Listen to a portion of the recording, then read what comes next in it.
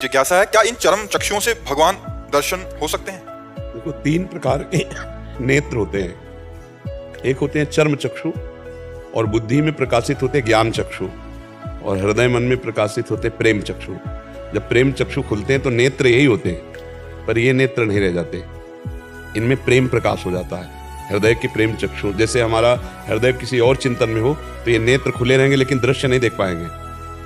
ऐसा होता ना कि हम सुन नहीं पाते बैठे हुए भी, और देखते हुए भी देख नहीं पाते यदि हमारा मन कहीं और हो। ऐसे ही हमारा मन जब प्रेम से युक्त हो जाता है तो हमारे इन्हीं नेत्रों में प्रेम चक्षु प्रकाशित हो जाते हैं। तो इन्हीं नयनन सब सुख देखें, ये हम अपनी बात नहीं करें, आचार्यों की बात करें। इन्हीं नयनन सब सुख देखें, अपनों जन्म सुफल करी लेखें। इन्हीं नेत्रों से प्यारी जू और प्यारी जू को देखते हैं, जबकि ये नेत्र होते नहीं हैं, होते हैं प्रेम नेत्र, हृदय के चक्षु। जैसे ज्ञानियों के ज्ञान नेत्र जागृत होते हैं बुद्धि में, ऐसे प्रेमियों के प्रेम नेत्र जागृत होते हैं हृदय में। और ही के नयन निहार, ही के नेत्रों से देखते हैं तो प्रेम नेत्र इन नेत्रों में समा जाते हैं, तो इन नेत्रों में प्रिया प्रीतम विराजमान हो जाते हैं। तो जिधर देखते हैं उधर श्याम ही श्याम दिखाई देते हैं, उधर राम ही राम, जित देखो तित श्याम भई, अपना प्रीतम दिखाई देता है। समझ रहे ना? ये चर्म चक्षु फिर चर्म चक्षु नहीं रह जाते, ये प्रेम नेत्र हो जाते हैं। जैसे भगवान ने अर्जुन को विराट रूप देखने के लिए दिव्य दृष्टि दी, ऐसे नाम और लीला गुणगान परम पावन चरित्रों का गायन और महापुरुषों की कृपा, तो फिर हमारे प्रेम नेत्र प्रकाशित होते हैं इन्हीं नेत्रों में। तो इन्हीं नेत्रों से हमें प्रियालाल का साक्षात्कार होता है, जो हृदय में खुलते हैं, और प्रकाश इन्हीं नेत्रों से होता है। पी मूर्ति नयनन वसय, इन्हीं नेत्रों में तेरस राह समाय, ये लक्षण सुन प्रेम के और न कछु सुहाय।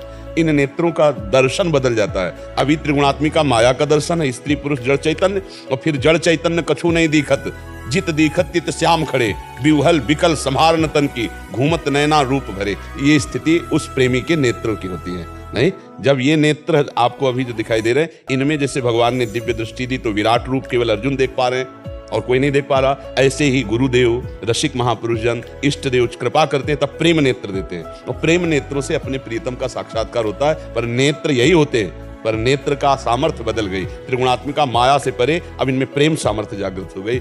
जैसे महाराज पृथु भगवान से प्रार्थना करते हैं, वरदान मांगते हैं कि मुझे 10,000 कान हो, तो 10,000 कान तो पूरे शरीर में कान ही कान हो जाएंगे ना। भाव ये कि मेरे कानों में 10,000 कानों की सुनने की सामर्थ्य हो। कान यही है पर सामर्थ्य 10,000 कानों वाली है। ऐसे ही नेत्र यही है पर सामर्थ्य प्रेम नेत्र की हो गई। अब वो भगवान के प्रेममय स्वरूप का अवलोकन। ध्रुवदास जी ने हमारे यहाँ लिखा है, इन्हीं नयनन सब सुख देखें, अपनो जन्म सुफल करी लेखें। जीवन सार्थक हो जाता है जब प्रेम नेत्र प्रकाशित होते इन्हीं नेत्रों में। समझ पा रहे ना?